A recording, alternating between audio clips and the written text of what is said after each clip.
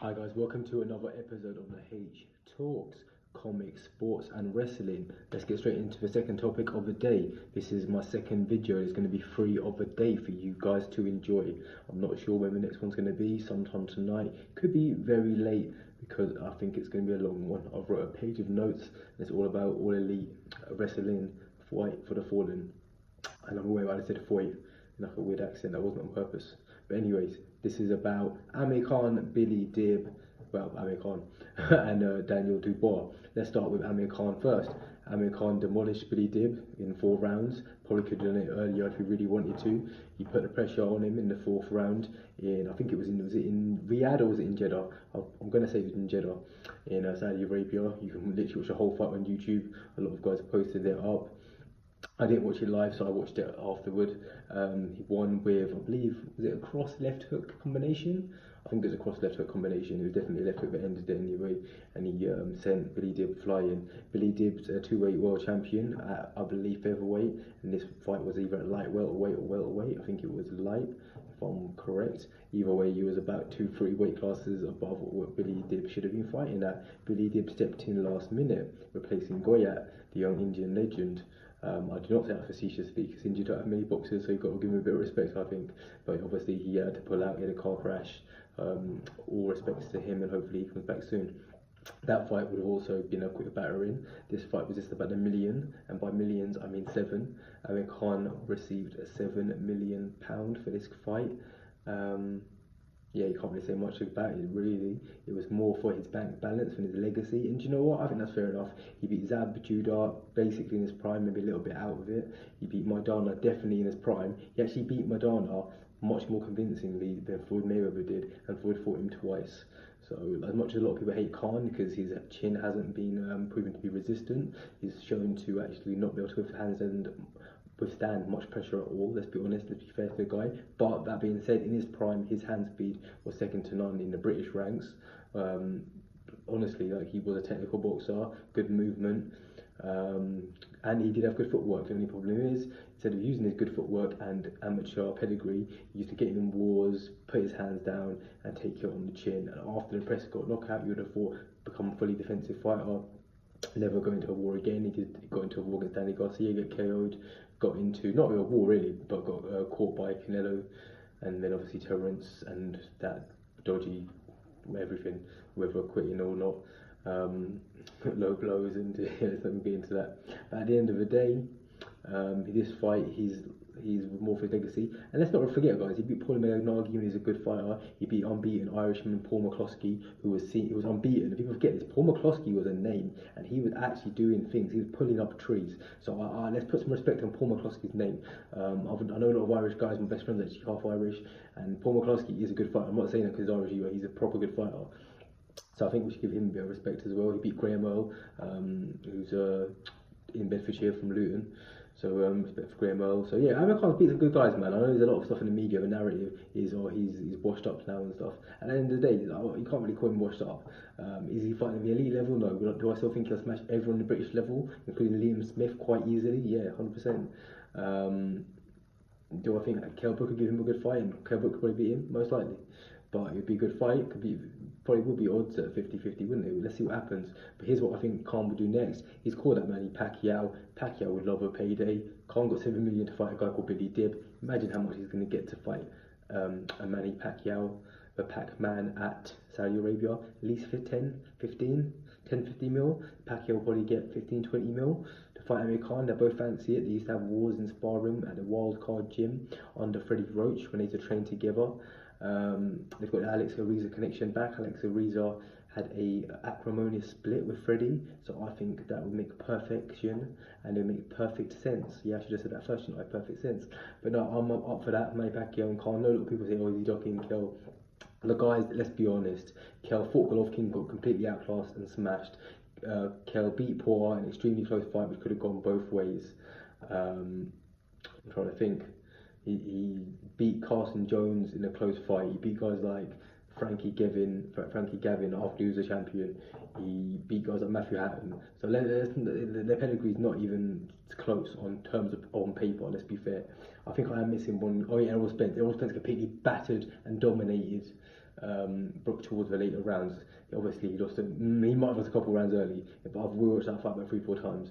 I think Kell Brook's good, he's decent. I'm not a huge Kell Brook fan, I'm not a huge Amir fan, but I'm being fair and objective. And you look at the names who Kell's beaten, and his best name is a close win over Sean Porter. He got battered by Golovkin, pretty much battered by and pushed around by a guy who wasn't a name at the time, who's now proved to be a name in Errol Spence. Yeah. If he fights Crawford, I do believe Crawford stops Kell Brook as well, probably a bit later than he stops Khan, probably maybe round 8, round 7. Anyway, let's see if that happens. I'm not really excited for that, I don't really care, like, honestly, because so either way, they both don't really win much. Khan beats Kell Brook, everyone says, Kell's washed up. Kell beats Khan, Khan's washed up. Like, what's the point? Like, they both got okay names. Khan's got quite a great pedigree, to be honest. Kell's got a decent pedigree, I guess. Just enjoy your money, enjoy your money, enjoy your lifestyle. Kell can go and do his thing, Khan can do his own thing. We'll see what happens in it. But yeah, I'm not really too overly bothered in that.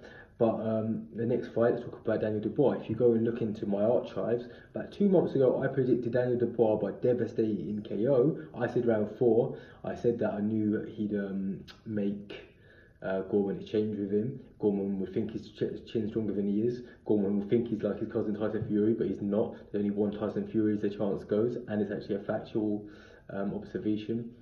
I said I wasn't impressed by anything I've seen from Gorman. The fact that Daniel completely smashed Kojanu, and they only had 2 common opponents. Kojanu was one, the other was Kevin Johnson. Daniel Dubois did better than Kevin Johnson. Then I know Kevin Johnson's a big spoiler and terrible to watch, but Dubois did better objectively than Gorman did in that fight. He smashed Kojanu, whereas Kojanu lasted the distance.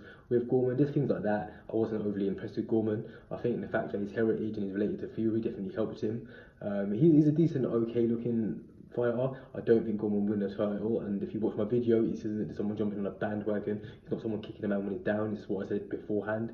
You guys can tell me if I'm wrong or not. I think I'm quite an honest and fair and objective boxing analyst. I like to think I am. If I'm wrong, let me know. If you guys think I'm being unfair at all, then please let me know in the comments below.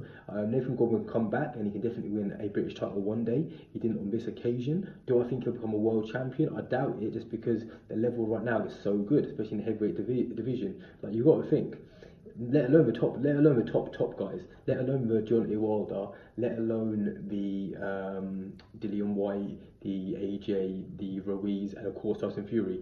Gorman would be none of them. I'm not saying Dubois would, but they've got much better chance. Do I think Gorman could beat Chisora? Nope.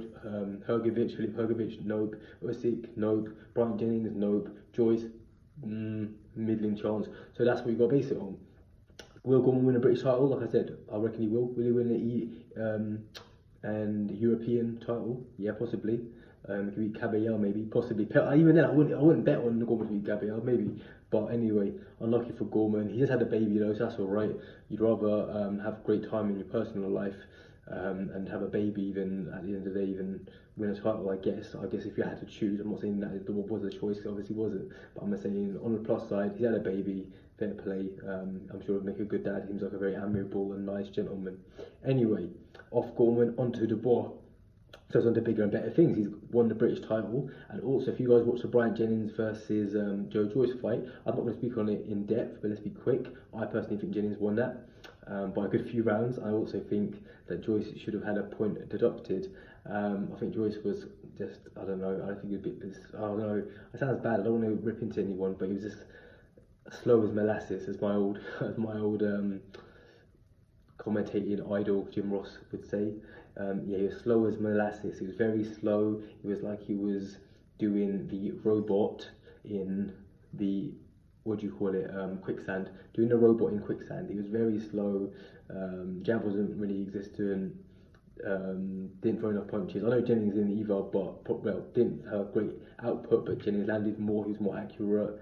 And there was a size differential, but he didn't make that show. He didn't make it tell at all. If you watched my video before, I thought Bermain Stavern made Joyce look a bit ponderous and slow, and Bermain Stavern is an old dude in terms of heavyweight boxing. I said at the age of 33 already, I can't really see Joe Joyce getting to a world level. I stick by that 100%. Actually, for me, where's Daniel Dubois go? if I believe Frank Warren did this for this reason, and I do, I believe he actually hired Joyce to lose to either Gorman or Dubois. I 100% believe that. I think he knew that they have to fight and there'll be a collision course eventually. I think he thought either Dubois or Gorman would win. I think had his eggs more in the Dubois basket, but I do 100% believe he wants that fight. So I think what will happen is Daniel Dubois will go on, fight a few more guys. Hopefully he'll go straight to European level. Because I can see Dubois smashing Caballel. I don't think he'll beat Hrgovic or Usyk right now. Definitely not Usyk. Like, you guys know me. Usyk's right there with Fury. I think Dubois could beat Chisora right now.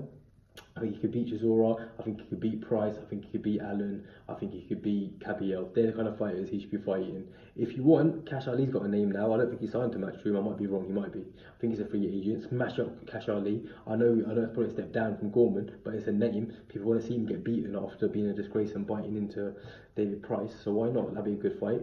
He can beat Cash Ali. KO him, or if not, then like I said, get him a David Price, David Allen winner. He could most likely beat them. A bit of seasoning, he could probably beat Tony Yoka. Definitely Caballel, I believe he can beat.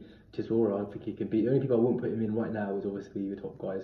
I won't put him in. I know I've seen some people online saying, "Oh, he should fight AJ. He should fight." Nah.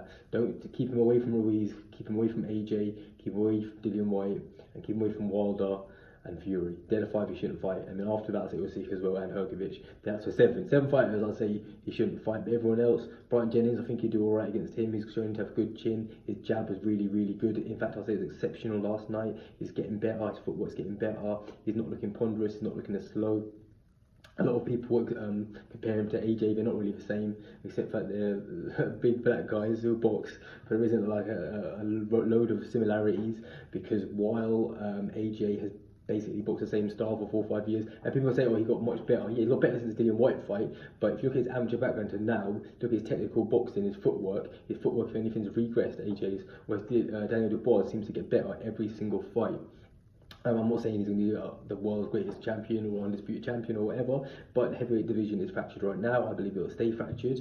We'll see what happens later this year and early next year. But Daniel Dubois, you can't compare him to someone else. We always hear these stupid comparisons in boxing, because everybody always wants to they want to make a comparison and relate it to something which they used to watch as a kid, or which their parents used to watch. Or it's just easy, isn't it? It's easy to make a comparison with people instead of actually thinking of a new dimension of what the actual fighter brings to boxing and their particular skill set. So yeah, Dubois, I think he's got onwards and upwards. Gorman will come back. Like I said, I didn't want to make it like a puff piece and just like go in there too much with overpraising either of them, but I don't want to be too negative either. I really don't appreciate that either. So like I said, I think unfortunately one loss in heavyweight division is a big thing, especially when you get this complete smash like that.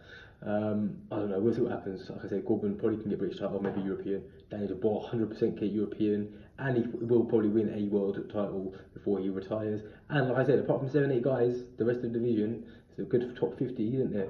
He could definitely break into the top 20 if he's not already. I haven't actually checked the box ranks for Dubois yet, but if he's not breaking it in right now, which I reckon he will be, then he'll be in the top 15, maybe in the top 10 within the next year. And I'm going to say that. Call me crazy, but we'll see. So yeah, great performance of Daniel Dubois. Fair play to Gorman. He went in there with a beast. Like, do you know what I mean? You got to give him credit for going in there with Dubois. Amir Khan made his 7 million money. Fair play to Billy Did for going in there with him. Made his money as well. Probably secured his family's livelihood for the rest of his life. So good weekend for those guys. Yeah, that was about it, guys. I'll do some more boxing videos for you guys soon. I know you guys want to know about a few of the upcoming fights, including Dillian White's fight against Oscar Rivas and my controversial Rivas pick. I'll go into that next week, and like I said, I could very well be wrong on that, but sometimes you've got to go with what you think is going to happen, so we'll see. Alright, cheers guys, thank you.